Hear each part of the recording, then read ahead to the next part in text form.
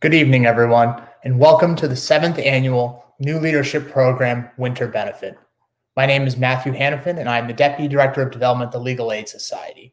Tonight, it is my pleasure to kick off and host the first ever fully virtual NLP Winter Benefit, the marquee fundraising and social event of the year for the Legal Aid Society's New Leadership Program. The New Leadership Program is comprised of some of the most dedicated and passionate young professionals of New York City's legal and business communities. Through social, fundraising, and other networking style events, we seek to grow the network of community partners, justice advocates, and supporters of the Legal Aid Society. We are gathered here tonight for the Winter Benefit, which would typically be held in person, but due to the COVID-19 pandemic, we are unable to do so. When in person, this event gives folks the opportunity to bring together young professionals and their partners and supporters and friends to network and to celebrate the work we all do together in service to New Yorkers in need, and particularly those who are suffering from a host of legal and other challenges.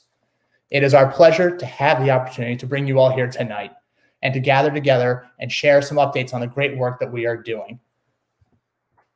I am pleased to be joined today by the leadership of the organization, whose names I'll provide in a little bit. But I want to first talk a little bit about the work that we're doing in support of New Yorkers in need.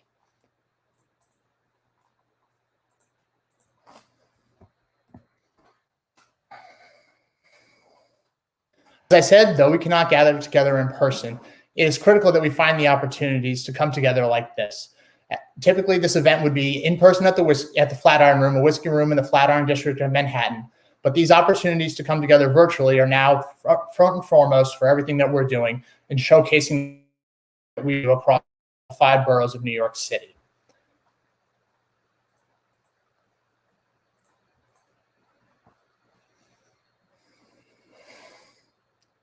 I'd like to thank the New Leadership Program Board of Directors, the leadership of the organization, as well as our development office for all their support and effort in planning this incredible event.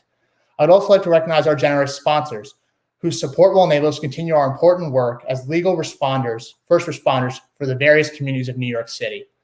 The Legal Aid Society is comprised of some 2,000 advocates, some of the most dedicated and passionate attorneys, paralegals, investigative support and operations staff who give their lives and their work and their tireless efforts in support of New Yorkers who are dealing with those legal and other challenges. I would like to thank the New Leadership Program Board of Directors for their tireless dedication and leadership to our work and everything that we do, raising awareness and critical funding in support of our work. So much of what you'll hear about tonight is in our work is indeed funded by the government, but much more of what you will hear is funded only through the generosity of people like you gathered here tonight, as well as the businesses who support us. I'm proud to welcome the 4 members of our leadership team, including our Attorney-in-Chief and CEO, Janet Sable, the Attorney in charge of our Juvenile Rights Practice, Dawn Mitchell, the Attorney in charge of our Criminal Defense Practice, Tina Luongo, the Attorney in charge of our Civil Practice, Adrian Holder. As we gather together and reflect on what has been one of the most challenging and unique years, not only in our history, but also in our city, we think about the incredible victories we've achieved for our clients and some of the critical protections we've been able to secure for those we serve, even in these most challenging and hopeless of times. I want to thank you all again for joining us for what will surely be an inspiring, informative, and enjoyable evening. It is now my pleasure to introduce the Attorney-in-Chief and CEO of the Legal Aid Society, Janet Sable. Thank you so much, Matt, and good evening to everyone. Thank you for joining us tonight. It's an absolute pleasure to be here and to have an opportunity to join together with our friends, our partners, and our supporters to celebrate the really fantastic work of the Legal Aid Society. So this past year was a very difficult year for everyone. But I have to say that in addition to our staff and the organization, we believe that it was especially difficult for the communities we serve across New York City. But thanks to the tireless dedication of our staff and the generosity and support of partners like you, we've been able not only to just weather the crisis of 2020, but to deliver extraordinary and critical services to our communities, to support our communities through the challenges of the pandemic, the racial injustice, the faltering economy. As essential workers, our staff tirelessly advocated for our clients, even when they were facing their own personal challenges and fears about the state of our city and, frankly, the state of our country.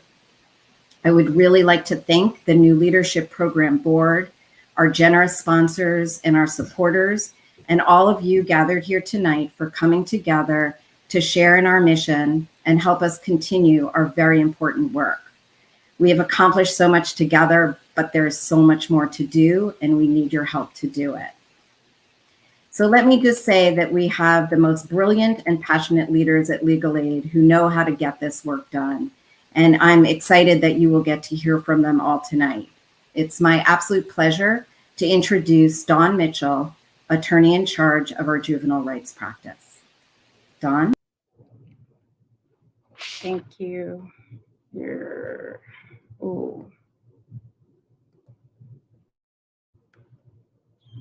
Can you hear me? I hope that you can see me. Can you hear me? Okay.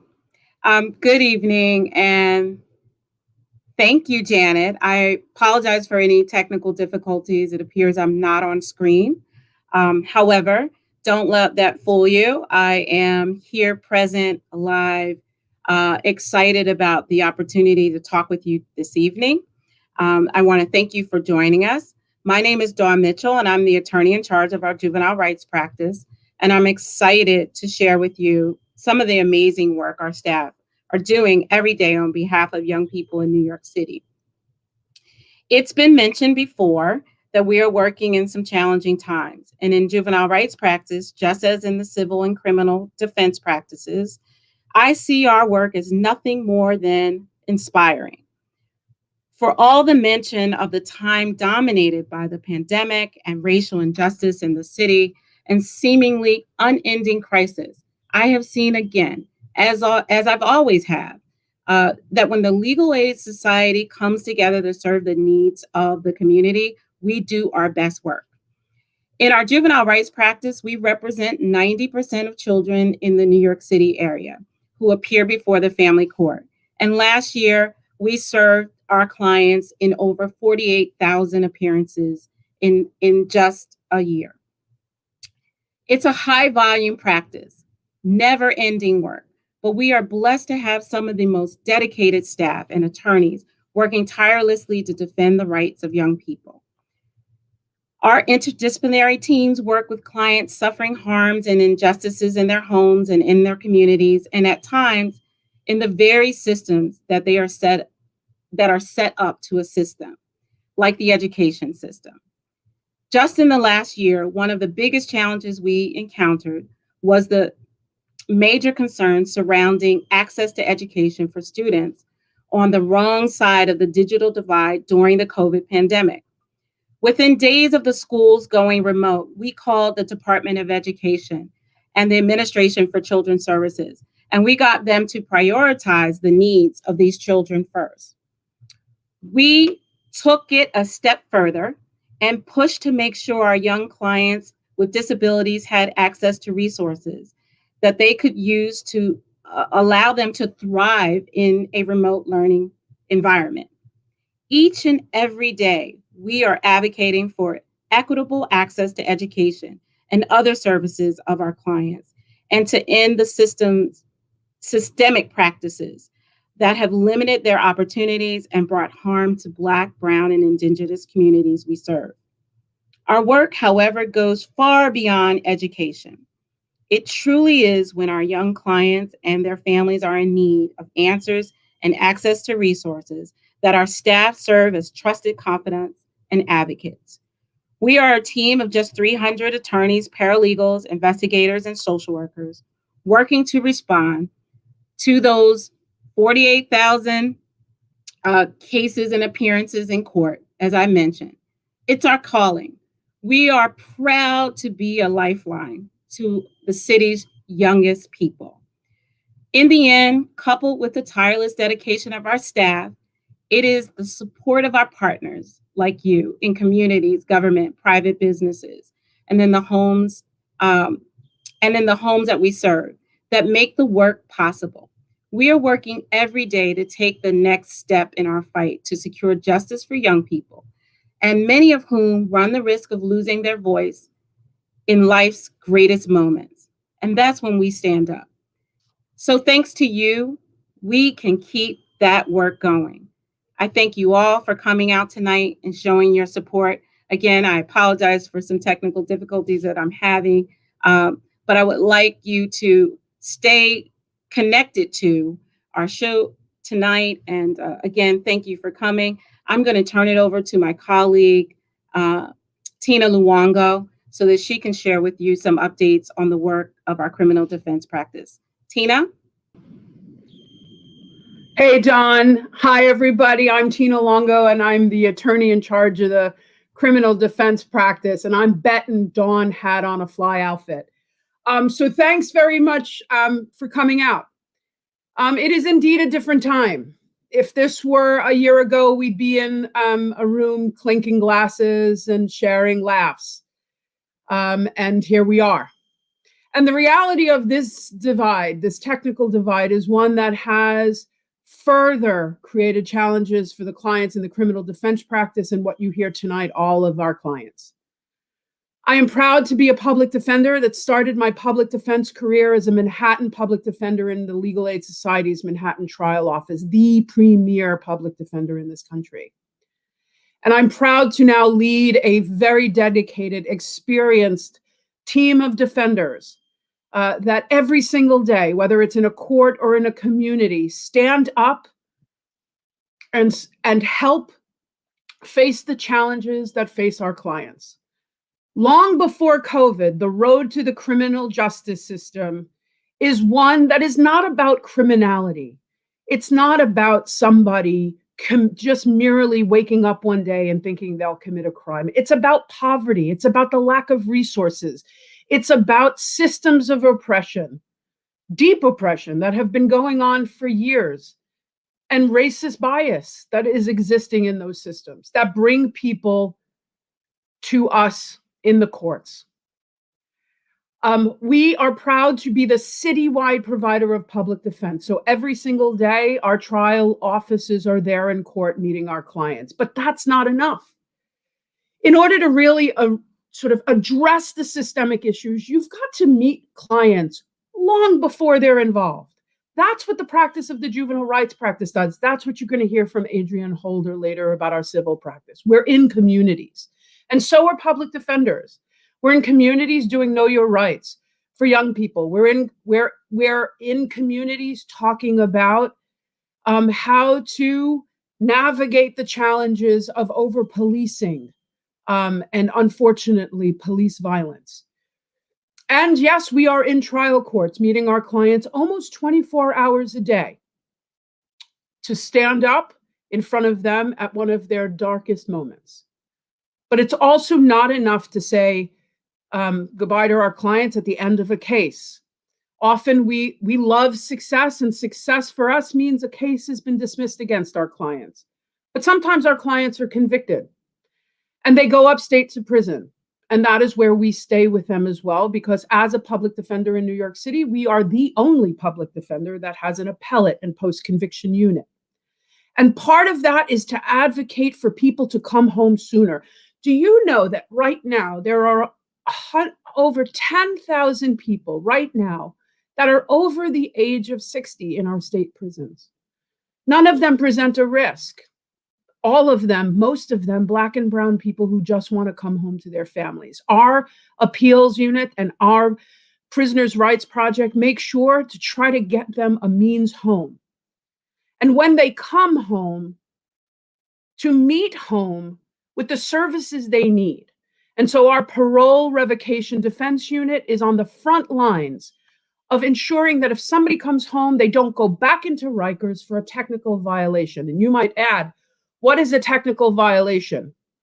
Being late for a curfew, smoking marijuana, or being at the wrong address. Things that for all of us are just another day, but not for our clients, most of them, again, Black, brown, and Indigenous people. And so we are there to fight to make sure they stay home. And we can't do any of that work without having a network of support in our communities that is created by our civil practice. One of the number one issues we fight when we have to fight for somebody to come home is housing. That is what our civil practice does and does the best.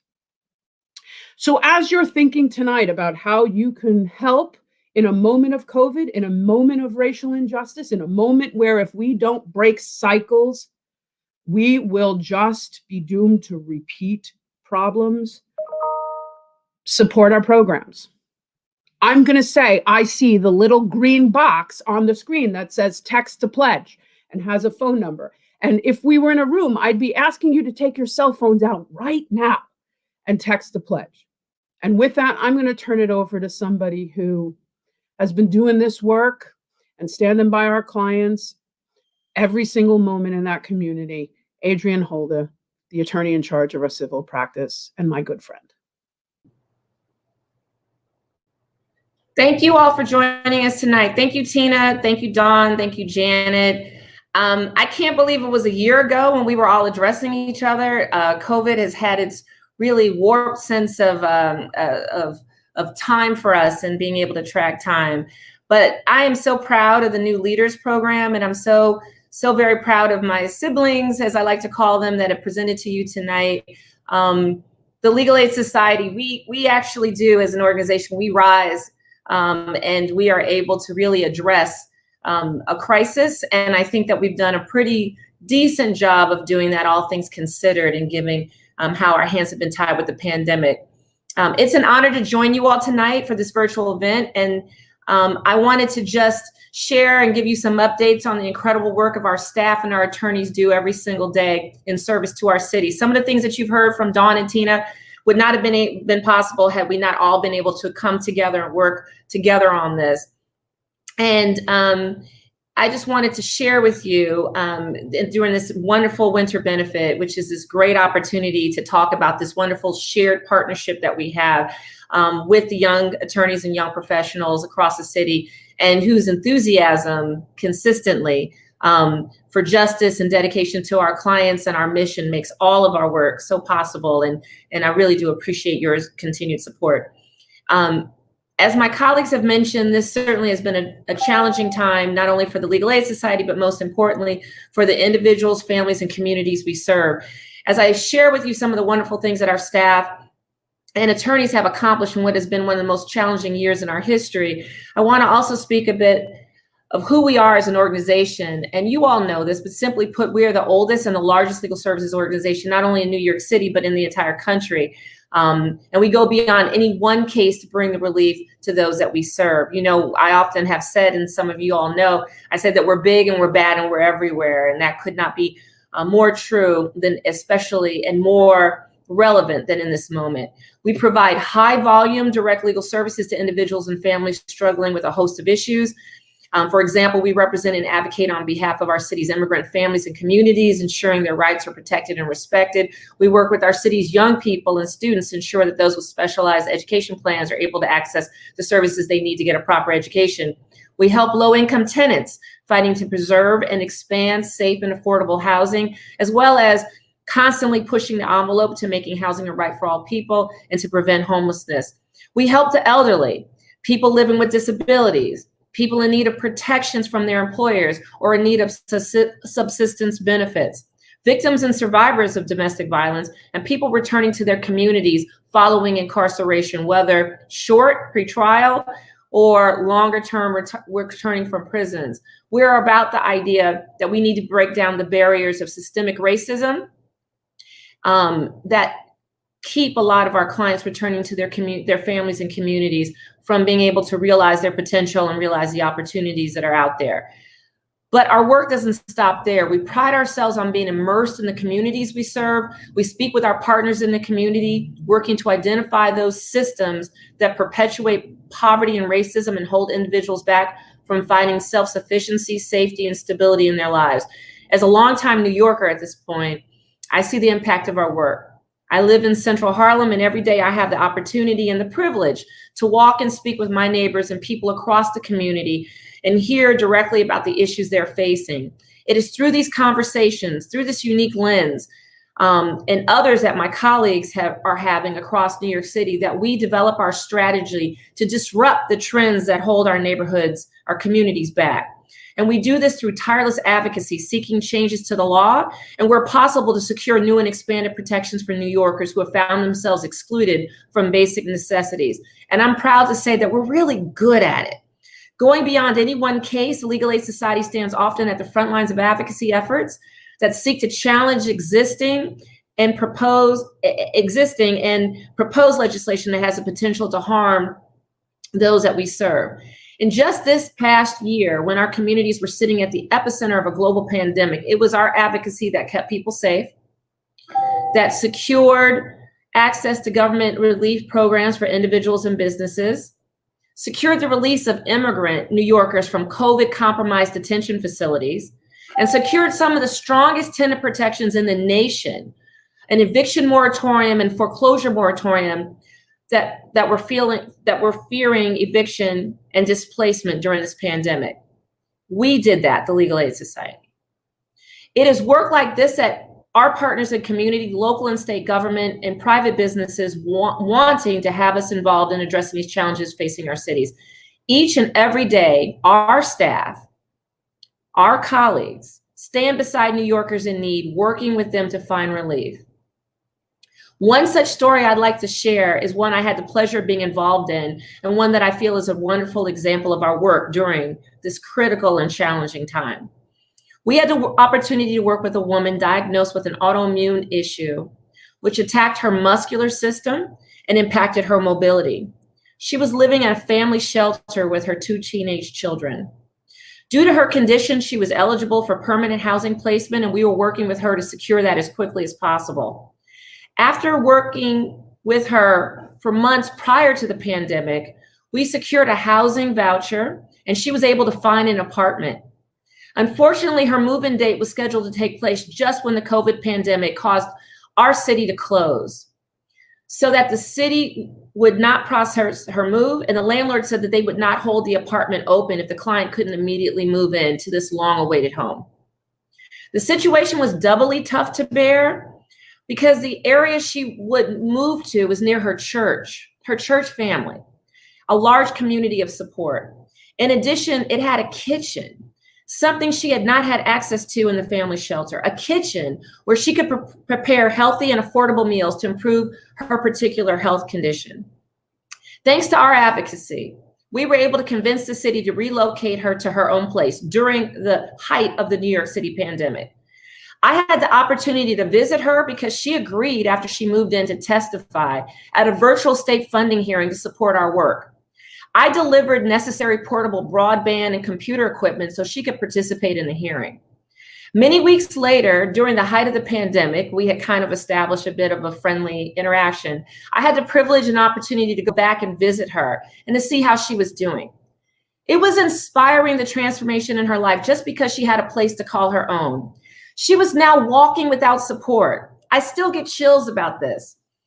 Her children were thriving. Her oldest one was enrolled in college, which she started attending this past fall, and her other child was able to resume her education in her new community. This is just one of the countless examples of our work being the catalyst for meaningful change in the lives of those we serve, and the opportunity that we see that this family now has a path out of poverty for her next generation. And none of it is, I get a little emotional, none of this could be possible without the tireless dedication of our staff and the partners in our community and the folks like you all here tonight. And I now hand this back over to Matt. Thank you so much again for joining with us this evening. Thank you, Janet, Adrian, Tina, and Dawn for sharing those updates with us. It's always wonderful to have the opportunity to hear from you all and be inspired every single day by the work we're undertaking for New Yorkers in need. As we consider that so much of our recent work that you just heard about is in response to the COVID-19 pandemic and what the impact it's had on our social, medical, and housing and other systems, we remember that so many of these issues are ones that we've been fighting for generations that have now been exacerbated by the last year of the pandemic. With the continued support of our partners, I'm sure we'll be able to get through this together and continue to serve generations of New Yorkers for years and years to come. As Tina mentioned, we are partnered with Text to Pledge tonight, and it could not be easier to make a small contribution in support of our work simply by texting your name and the amount of your pledge to the number below. Should you wish to learn more about our work and otherwise support, you can also scan the QR code, which will take you to our website, www.legalaidnyc.org. You also have the opportunity to check us out on our various social media feeds, Instagram, Facebook, and Twitter, and LinkedIn.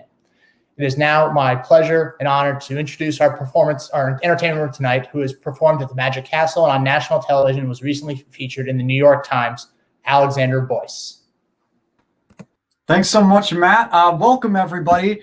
I know that you must be feeling as inspired as I am, having heard all of the incredible, important, and exciting work the Legal Aid Society has been doing over the last year. And as Matt mentioned, I'm a magician, and these things are unusual, right? You look around, you're not in a theater, so there's not an eccentric usher bringing you to your seat, or an elderly woman unwrapping hard candy behind you. So things are a bit unusual, but that's kind of the area I live in, is the unusual. And I thought we'd start off with something simple and get increasingly more and more complex. You know, you don't want to dive headfirst into earth-shattering mystery. We'll get there. Let's kind of get to know each other first. You can see me. I don't necessarily have the ability to see you. So type in the chat right now, maybe where you are right now, or just an emoji. Let's see those start to fly in, because I know there's hundreds of people both in New York and around the country watching this right now. Let's see, I see Spencer coming in. Just keep those flying in. I'm really curious about you, just as you might be about this magic about to happen. I said I wanted to start simple, and you can't get much more simple than a paper napkin. So like I said, a simple paper napkin will get more complex.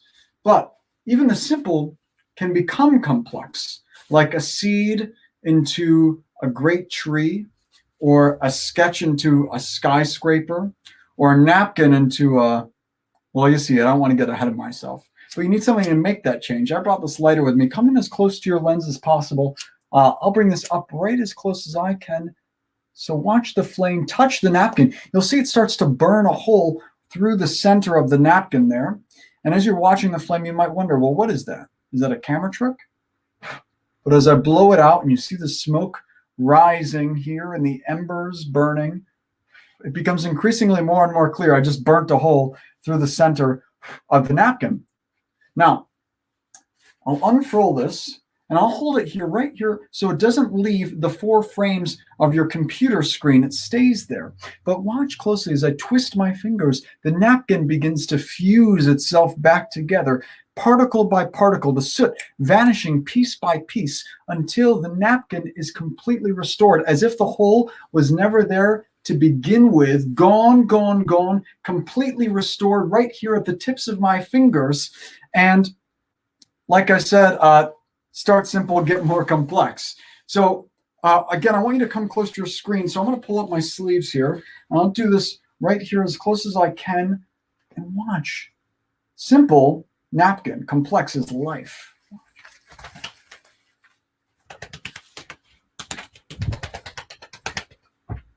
Hey there, BB. How are you tonight?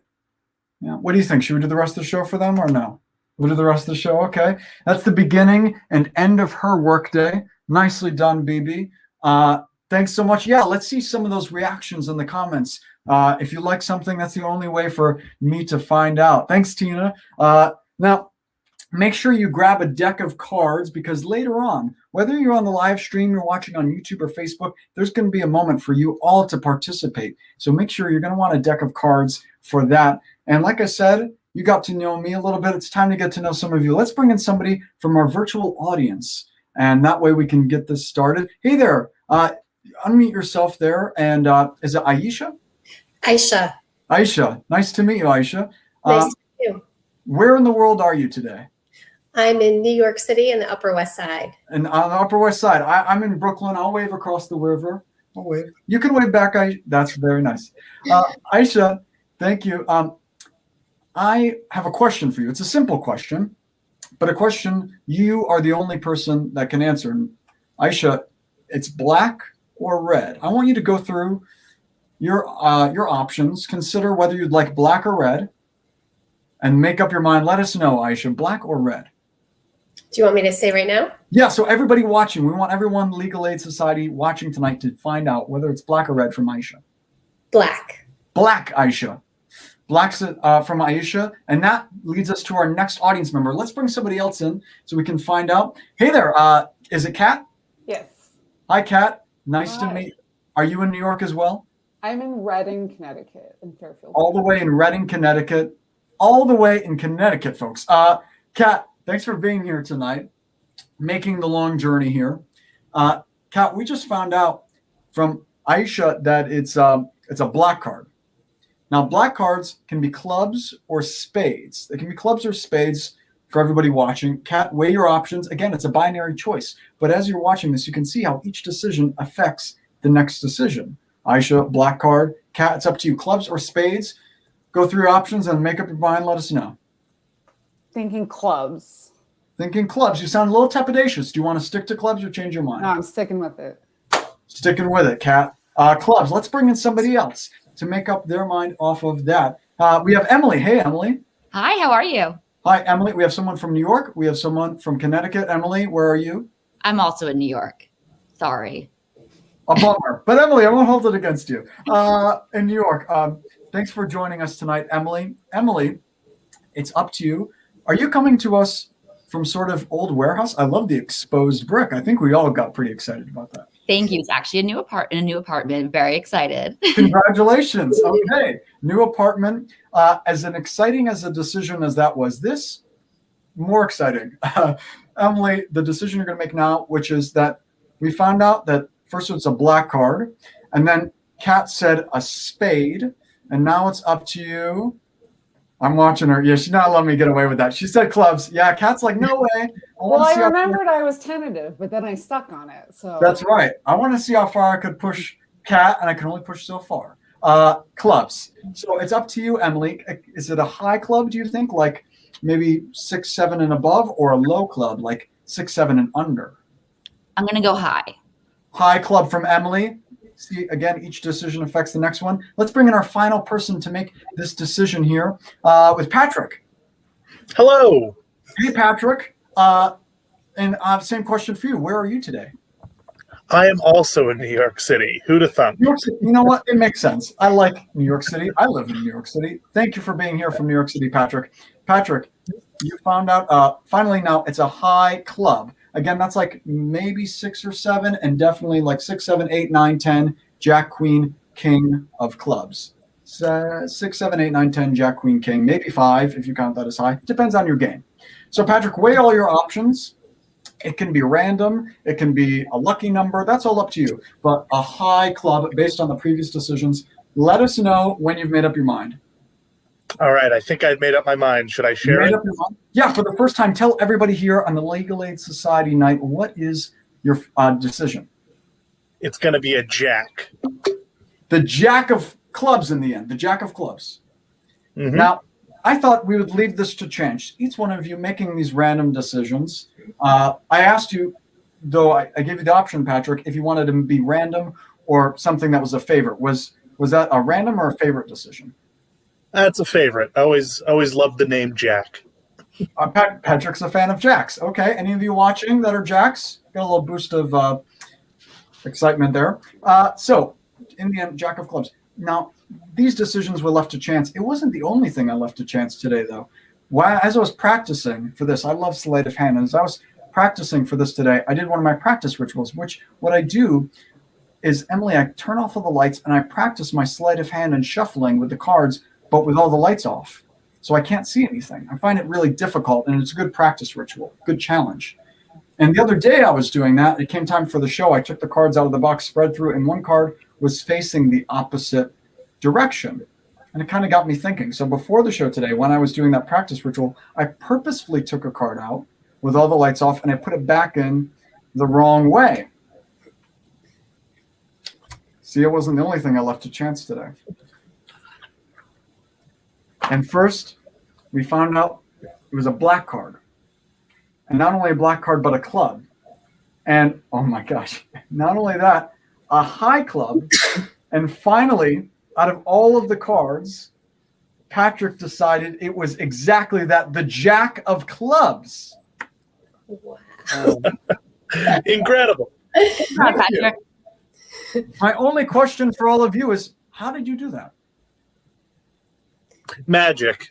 Secret's safe for them. Thanks for joining us. I'll send you back into the audience. Now, all of you watching right now, well, you're thinking, well, what is that? Is that some sort of psychology or mind reading, sleight of hand, misdirection? Maybe it's all those things. Maybe it's none of those things. But we've all wanted to know what someone was thinking before, right? Like the person speaking in front of the room, or the person sitting next to us at dinner, or the person laying next to us at night. What are they thinking? We have our ways of doing that, right? Through facial expressions or body language. But what if they were in the next room over, or the next building over, or miles away? In fact, let's bring in somebody else to see how far we can go with this. Hi, Spencer. Hey, greetings from Borum Hill, Brooklyn. Well, nice to meet you. Spencer, I asked some of the participants tonight, not through me, we had a representative reach out to have some coins nearby. Do you have some pocket change nearby, Spencer? Oh boy. I can grab some. Yeah. News to me. Stand by. News didn't get to Spencer. That's fine, Spencer. See if you can find some coins. Maybe in the meantime, we're able to find somebody else to bring them down and get some coins. We need some pocket change for this. So Spencer, yeah, see if you can go grab some coins, and we'll see if we're able to bring somebody else in with some coins. It looks like Emily. Emily, do you have some coins? Yes, I do actually. Okay, Emily's going to go grab coins too. Have a tour of my apartment, I guess. Very nice. So in the meantime, you'll notice the text pledge. My goal is for that banner at the bottom. You'll notice when you text in your pledge, your name appears on the banner and you can ascribe it to somebody. Your pledge inspired by somebody. And we need to see that banner going all night. I don't want that banner to ever disappear. Emily's back. Emily, you have some coins. Or not. I do, but they're all the same. And I'm kind of thinking that's not. That's fine. Right. Patrick maybe has some coins. I think New York has done away with coins. We don't use cash do have anymore. coins. Okay, so Patrick, I need 3 coins that are distinct in denomination, like a quarter, a nickel, and a dime. So pull those out. Perfect. All right, I got them. That's right. So Kevin's got a good comment. Yeah, that's right. We want to keep seeing those names coming in. So Patrick, I don't want to see the coins, but let us know what they are. They're valid. Okay. I have a penny, I have a dime, and I have a quarter. Patrick has a penny, a dime, and a quarter. Patrick, shake those up in your hand. Mix them up, please. And then I'd ask you to lay them out in a line in front of you, one on your left, one in the center, and one on the right. And so everybody watching, so you know, he's got a penny, a dime, and a quarter with him. So Patrick, at this point, you've mixed up the coins. You've laid them out in a line in front of you. We're going to mix the coins even further now. So take the penny and please exchange it with the coin on its right. And if there is no coin on its right, Patrick, just leave it where it is. Okay. Now take the dime, exchange it with the coin on its left. And if there's no coin on its left, leave it where it is. All right. And finally, Patrick, take the quarter, exchange it with the coin on its right. And if there's no coin on its right, leave it where it is. Okay. So you've mixed up all the coins. Like I said, I wanted to see if we can find out what someone was thinking tonight. But Patrick, I don't want to know every little secret. Maybe just one or two, but not really. Instead want to focus your thoughts on the coins. But I have a question for you. It's an odd question, but here we are in odd times. Patrick, are you wearing pants? Yes, I am. Okay, there was a pause. I got a little concerned. You have to check on these virtual events. Pants are, some people implied optional, but it isn't. You should always wear pants, folks. You never know when the camera's going to fall. Got to wear pants. Patrick, take the coin farthest to your left then. Whichever one that ended up being as you mix them up, and put it in your left pants pocket. Left coin, left pants pocket. And now take the final 2 coins, shake them up in your hand, mix them up, and take the larger either in value or in size. That's up to you, value or in size, and put it in your right pants pocket, the larger of the 2 coins. That leaves you with 1 coin in your hand. Patrick, I'll ask you to squeeze your fist around that. And so now you've got coins all over in your pockets, and I'll ask you to think, like I said, I don't want to know all your secrets. I want you to think of one of the coins, not just what the coin is, but where it is right now. If it's in a pocket, if it's in your hand, what it might be thinking, if it had feelings. Send those thoughts through the soil of New York till it hits the hot core of the earth, bounces back to me here in Brooklyn, through the concrete, through each vertebrae of my spine until it reaches my head, and then stop Now that came in very clearly. Patrick, is the dime in your left pants pocket? Yes, it is. Oh, wow. That came in so clear. Show everybody watching at home the dime. There it is from your left pants pocket. The first time we're ever seeing it on screen, because you watching at home can see exactly what I can see, and through his lens, through his screen. Now, Patrick, that means there's 2 coins left in play. There's a penny and a quarter. One's in your hand and one's in your pocket. You can put the dime away for now. We have the penny and the quarter. Now, that thought came in very clearly before. One's in your hand, one's in your pocket. Focus on one of the coins again, this time as if it was spelt out big in front of you. The letters of what the coin is. Oh, this one I'm not going to write down. It's just coming in real hot. To me, at least, I'm getting the sensation that the penny is in your hand. Show them the penny in your hand, Patrick. There it is. Penny in your hand. Long distance. Who would have thought this could ever work? But now, here we are, long distance. These thoughts coming to us miles and miles away. And if you're impressed or excited or thinking you're curious about this, the best way to show your appreciation and applause is to make a donation. You can see that number. Let's get that banner going, because there's one more coin. And it's time to find out. Now, obviously, I know where it is. It's in your pocket. It doesn't take any sort of mentalism or mind reading or magic to figure that out. So instead, Patrick, take a look at the quarter. Don't show it to us on screen, but pull it out of your pocket and see if you can find the year it was minted. The year it was printed, minted. You found it? Mm-hmm. Now, I'll ask you, before we get to this, where were these coins? Were these in like a pocketbook or in a big jar of coins? I have a big jar of coins that I found them in, yeah. You have a big jar of coins. You grabbed some out. You brought these. We didn't set this up ahead of time, Patrick. We've never spoken before. No, not at all. Somehow these thoughts are coming to us. Everybody's going to be asking you about this afterwards, Patrick, how this worked. So, Patrick, just instead think of the year this time as if it's painted big on the side of a large building. You live in New York, so a huge skyscraper, as if it was painted. I'm going to close my eyes. Sometimes that helps. The first digit, please. The first digit first. Good place to start at the very beginning. The second digit. Okay, the third digit now. Patrick, will you change the color of the third digit so it comes a little bit more clearly to me? A little of a lighter color. Oh, yes. Yep, just in your mind. That's great. And finally, the last digit, the fourth digit. All right. All right, a little messy. What I've got here, a little messy, but I'm going to commit myself.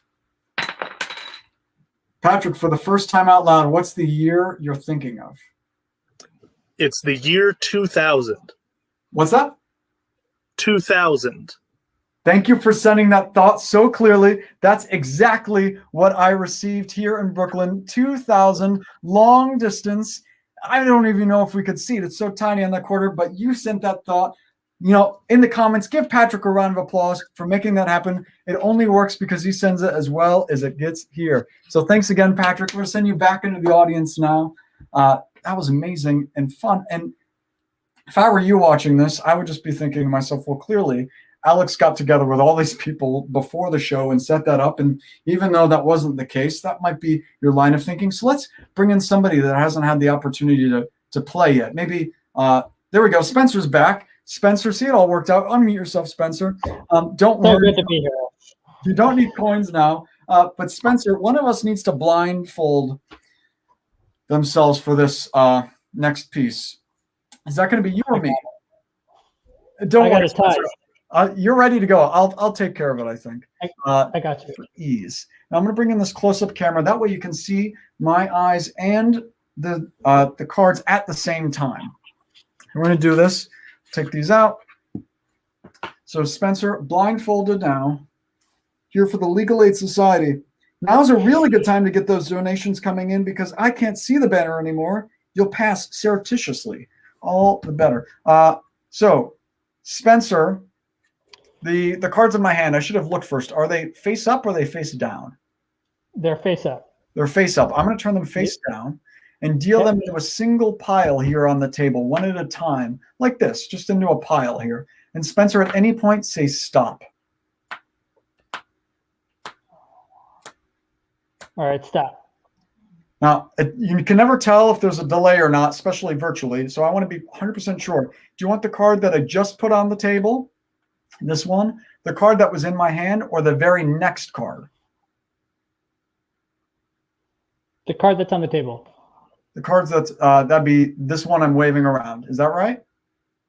Correct. Yes. Yep. Got a little lag on my end too. Yeah, that's the one. Okay, sure. Now, do you want to change your mind for the next card or the card after that or the card after that or the card after that, or stick with this one? That's up to you. Change your mind. I feel good about my decision. You don't want to change your mind. You want to stick to this. Is that right? I do not want to change my mind, Alex. Okay. I just remember later you had the option to change your mind. Okay. So, you heard it here, folks. That's right. Spencer, I can't see my monitor. You'll have to let me know if I need to move it around at all. But let me know if you can see the card that you stopped on, the one you didn't want to change your mind from. Got it. Got it? Remember the color, the suit, the value, everything about that card. Got that? Lock it in your mind. I'm going to put this back down. Cover that all up. Remove my blindfold for the first time. And Spencer, just as we've been doing with Patrick and everybody else tonight, I want you to have that thought in your mind. First, just the color. Let's just start there, whether it's a black card or a red card to begin. And the impression I'm getting is, Spencer, that this is a black card, yes? Incorrect. Okay. Black, not a black card. It's a red card. Okay, you didn't do anything wrong. Sorry. Not a black card. Okay. See, the impression I was getting was that it was the four of clubs, but if it's not a black card, it's definitely not the four of clubs. So maybe we can come back to this, Spencer, because I'm sorry I'm not getting that card right now. So, but I do have this, which is sort of like an eccentric magic wand. It makes things disappear. Cool. Well, parts of things. That little hole there? See it. That's one hole. That's two. And you might wonder, why would you ruin a perfectly nice playing card? Well, we spare no expense for your entertainment pleasure. That's one. That's two. That's three. That's four holes in the four corners of the playing card. Now, we don't need this anymore. Like I said, I live here in New York City and Brooklyn. We've got all these different train systems. The Metro North, Spencer, you ever ride the Metro North? Yeah, once or twice. Right. They come around old school. They punch a hole in your ticket. I've been riding for free for years. You don't have to tell anybody, Spencer. You can keep that between us. I won't tell a soul. Yeah, man, there's some sort of like lawyer-client confidentiality in this event tonight, right? And here's how I do it. Just with the heat of my fingers. As I rub my fingers together, they warm up. And Spencer, that's not magic. That's just friction. But the magic part happens when I touch the heat of my fingers to the hole and see the hole seems to just melt right off the corner of the card. Gone, gone, gone. But Come on, Alex. I know, Spencer, but watch this. The remnants of the hole are there in my fingers. So when I open them up again, the hole now seems to reappear in the corner of the playing card. And you can see those aren't stickers. That's really me through there. Now it's two up there, one in the other corner. This one seems to just melt like a knife cutting through butter. Off the playing card, again, across the card. And you can imagine how I do this with the ticket. It just gets pulled off. You ride for free. You can try this, folks at home. Let us know in the comments if you do, and I'll be very curious how that works out. Now, we do Everett. Yes, there is one hole left. One hole left to move.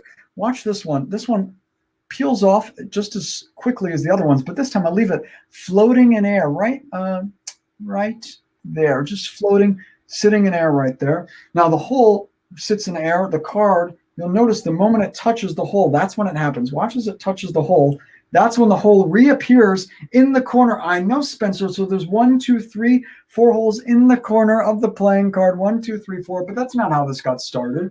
They were in the 4 corners of the playing card, right? That's 1. That's 2. That's 3. That's 4 holes in the corners of the 4 of clubs, which I know wasn't the card you were thinking of.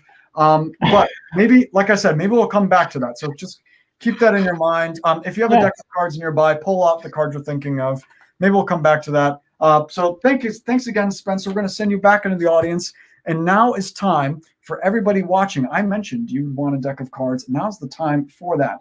Grab your deck of cards now. Becca, everybody, whether you're watching on Facebook or YouTube, however you ended up here tonight, so that you have 6 random cards, any 6 cards, and the Ace of Spades. Now's the time to do that. So grab 6 random cards, the Ace of Spades, lay those out in front of you. For those of you that aren't math professors, that's 7 cards total. You want 6 random cards and the Ace of Spades. Get those out.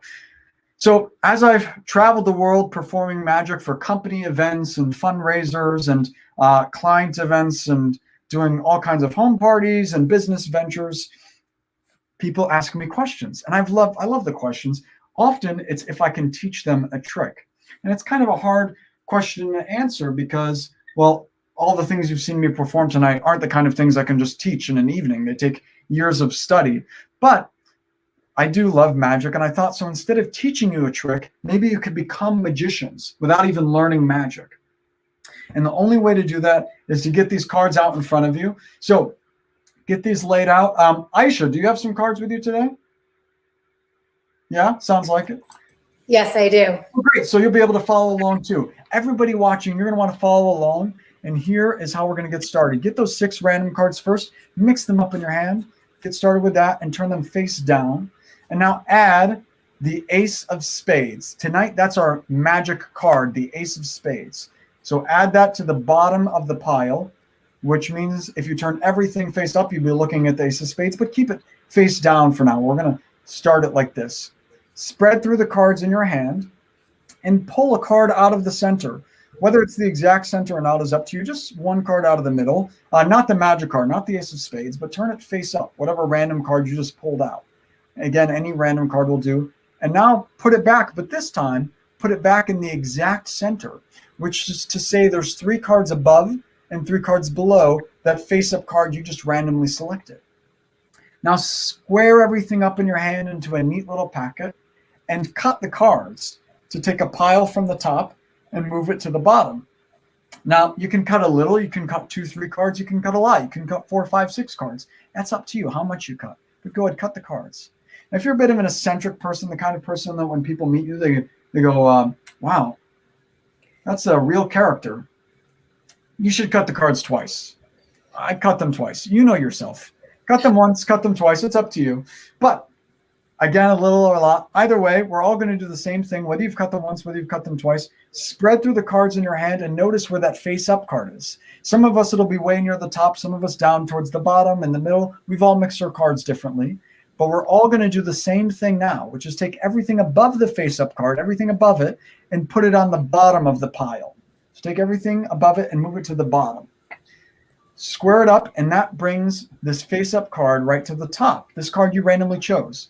Now, on the count of 3, we're going to throw it high into the air, all of us, wherever you are right now, whether you're watching in New York City or halfway across the country. We're all going to throw the card high into the air on the count of 3 and say the magic word. Aisha, do you know a good magic word?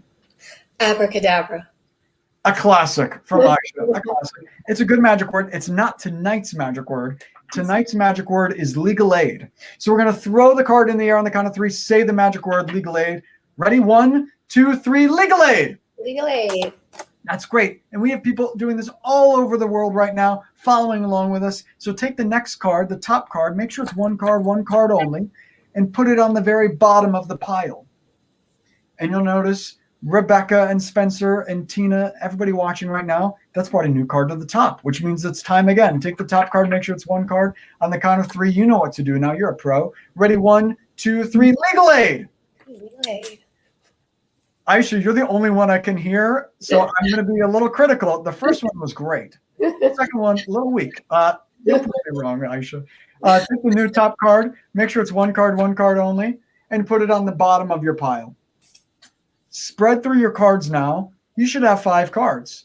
If you don't have 5 cards, I'm a little concerned about your well-being, but we don't have time for that right now. If you have 5 cards, take the top card and bury it somewhere in the middle. Not the top or bottom, just somewhere in the middle. Whether it's the exact middle or not is up to you. Just somewhere in the middle. If you'd like, and you don't have to, you can leave it at that, or you can take 2 cards now and bury those in the middle somewhere. You can keep them together. You can separate them, not the top or bottom, just bury them somewhere in the middle now. And now square everything up in your hand You've got one card that you just brought to the top now. You know what to do with it. Take the top card, make sure it's one card only on the count of 3. Ready, 1, 2, 3, legal aid. Legal aid. Aisha, that was magic word. Well done. Take the top card, make sure it's one card only. Put it on the very bottom of the pile. Hey, look at that. Brought a new card to the top. Take the top card on the count of 3. Ready, 1, 2, 3, legal aid. Legal aid. Now, at this point, if you'd like, you can reverse your cards by dealing them into a pile on the table, or you can keep them in the order that they were in. Reverse them, keep them in the order that they're in. That's up to you. I'll let you make that decision now. Whether you've reversed them or not, pick up all the cards, take the top card, which if you think about it, a moment ago was some people's bottom card, was some people's top card. We're all throwing away different cards. Take the top card on the count of 3. Ready, 1, 2, 3, legal aid. Legal aid. Nice.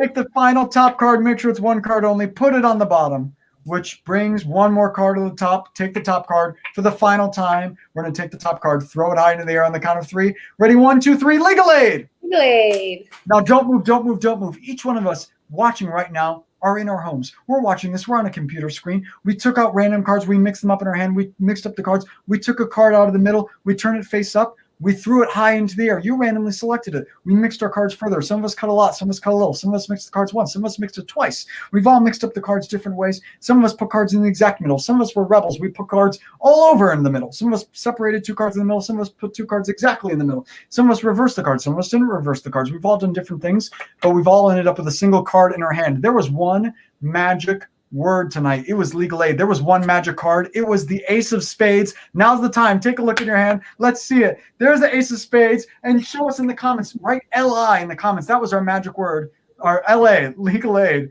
Put it in the comments so we can see that coming in. So we know if you hit that magic card in whatever corner of the world you're in. Thanks, Aisha, for playing around on screen. And thank you all for watching right now and participating that way. Let's see some more of that.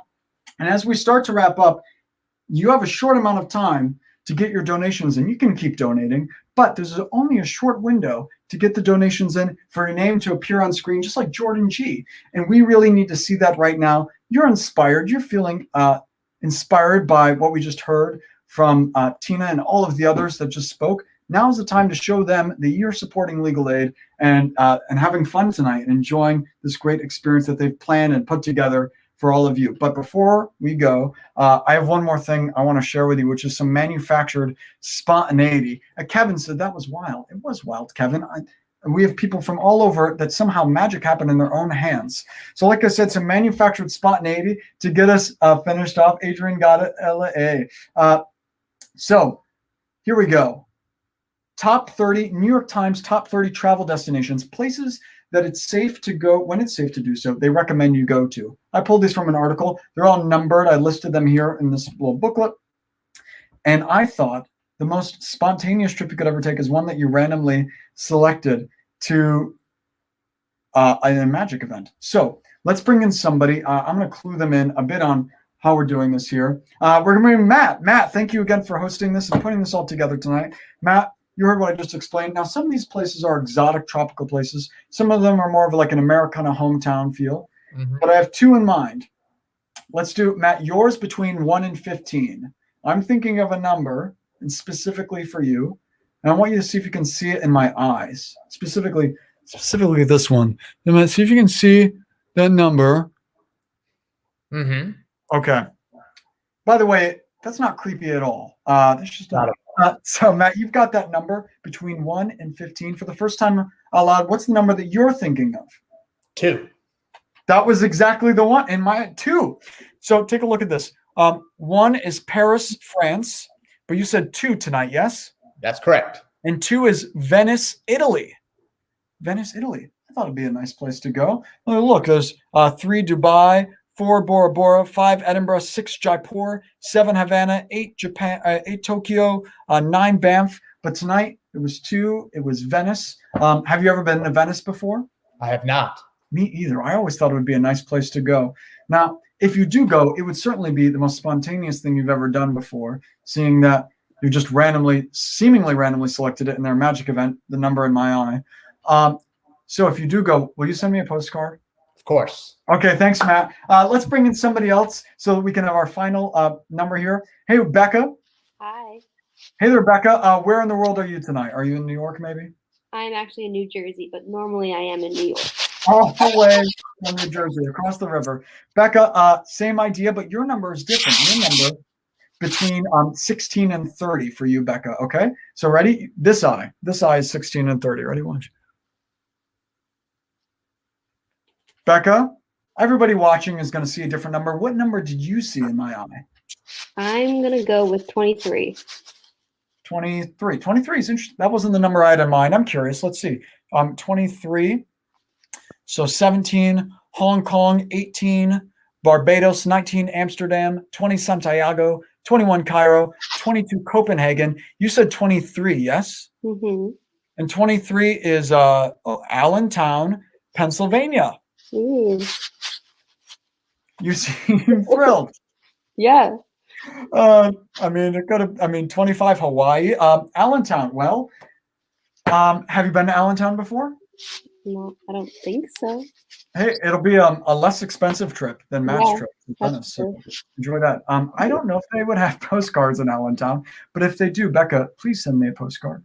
Of course. All right. Thanks, Becca. We're going to send her back into the audience and bring in one more person, which is Rebecca. And maybe that was. Hey, Rebecca, here we have you. Hi. I don't know. Can we hear you? Can you hear me? Yes, we can hear you now. Thanks, Dawn. Rebecca, it's time to clue in everybody into something, which is that we've never spoken before. Is that right, Rebecca? That's correct. Not that I know. We've never spoken before. And Rebecca, I sent you a letter in the mail. Did you get it? Mm-hmm.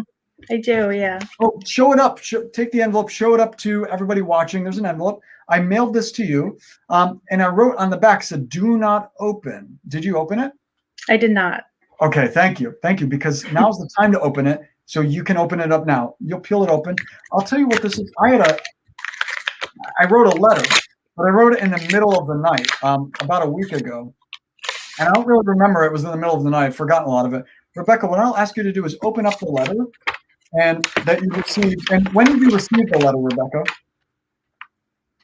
Read it? Well, yeah, but when did you receive the letter?